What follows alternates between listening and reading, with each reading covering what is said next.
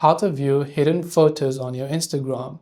Hey everyone, welcome to the channel. In this video, we're going to learn how we can add our hidden photos on Instagram and view them. So without any further delay, let's get started with today's video. To view the hidden photos on your Instagram, sometimes you could have accidentally archived them, which have hid them, but it's not deleted, it's just hidden.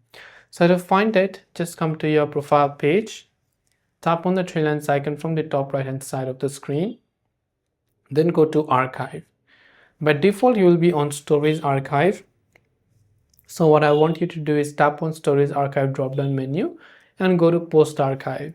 And you will see a list of all the posts that you've hidden. So if you want to unhide them, just select a certain post, tap the three dots icon here, then tap on show on profile to unarchive them or to unhide them. So this way you can view all of your hidden posts on Instagram. Thanks for watching and see you soon in the next video.